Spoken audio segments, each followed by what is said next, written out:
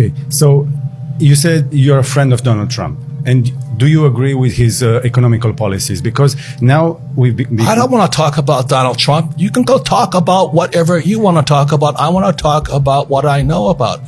Well, it's supposed to be an interview, and I'm trying to give a little context to my viewers. I don't want to talk about Donald Trump. Okay, what would you like to talk about? I just told you, money and debt. Money and debt. Money, okay. Debt, and taxes, because that's what money is. Okay. And the person has been told to go to school, get a job, and work hard. You're going to pay taxes. Why? Because you work for money. So the question, well, how does a person not work for money and pay no taxes? So I was trying to give a little context to my viewers. Romanians don't understand so much about capitalism.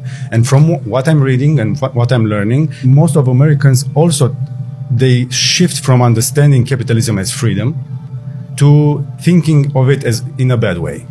What should the people understand about this way of living? Because we cannot all be entrepreneurs. Some people need to get some jobs. Or should we all try and look at how we can change our lives in the way you show it in your books and your keynotes?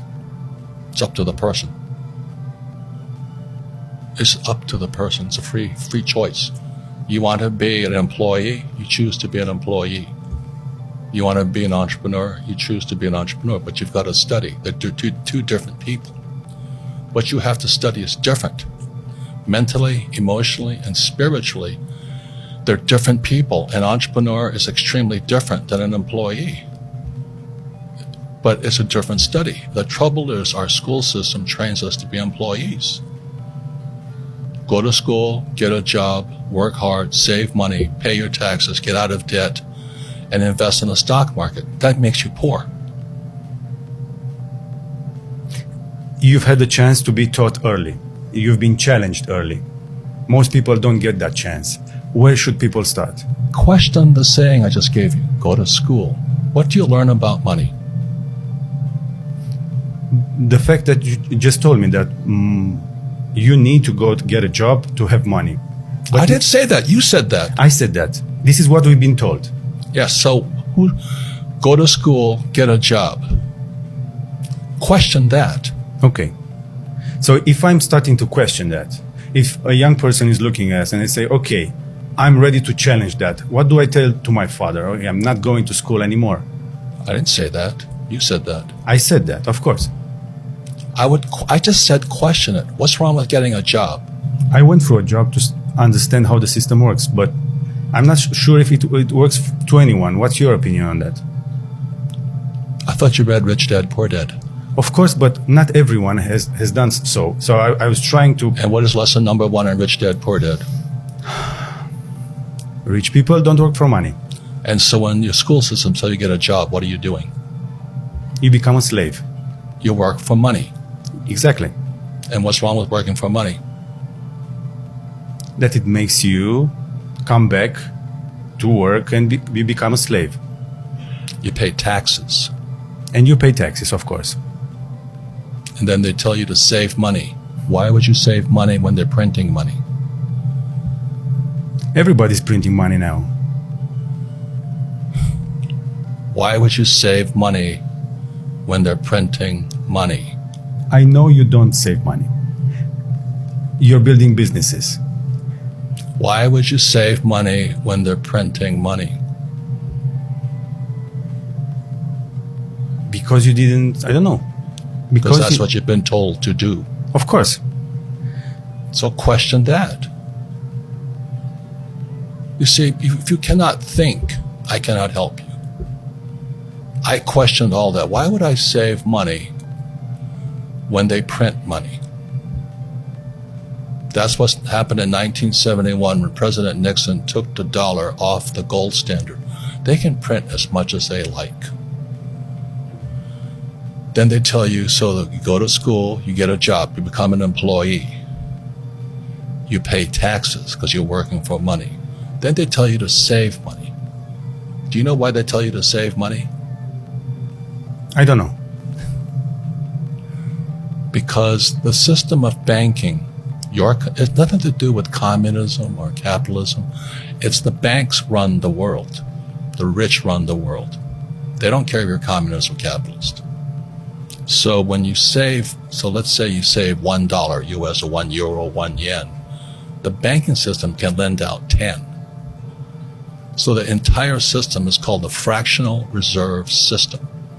The fractional reserve system is also printing money. And then they tell you to save money. So they want you to save money so they can lend out your money 10 times. So your dollar became worthless 10 times over. And then they used to pay you 10% interest on your money. Now it's at best 1%. And they're still lending it out 10 times. So that's why you don't save money, is because your money is becoming worth less and less and less and less and less. The banks are getting richer and richer and richer. Then they tax you on that interest they pay you. That 1% interest, if they pay you that much. Japan is 0. And the Japanese are so stupid, they still save money. We also have 0. Yeah, and they still save money. How stupid is that?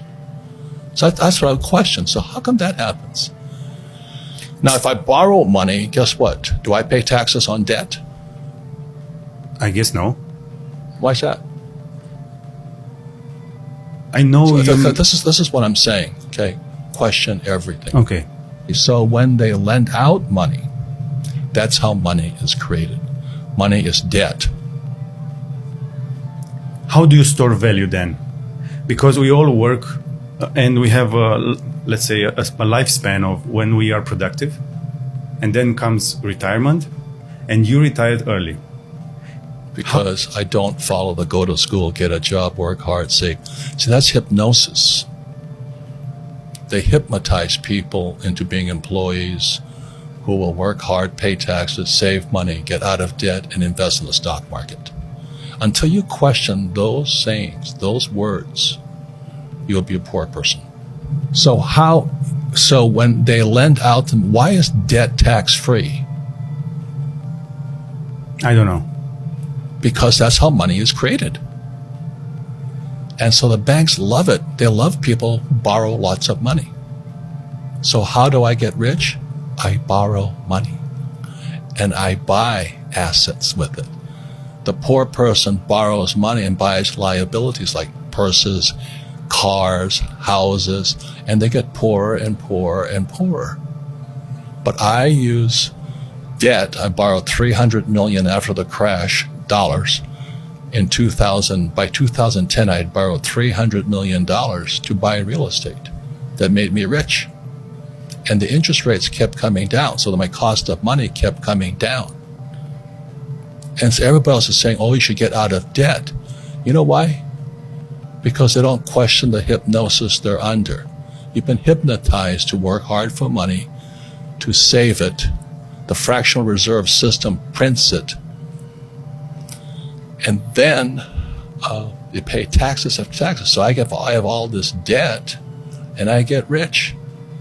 So the question is, how do you learn to use debt to get rich? Because they tell you not to get out of debt. So all I'm saying to you is, if a person does not question what they've been taught, they will always be poor. They've been hypnotized into being poor. Then you put it in the stock market, in pensions, right?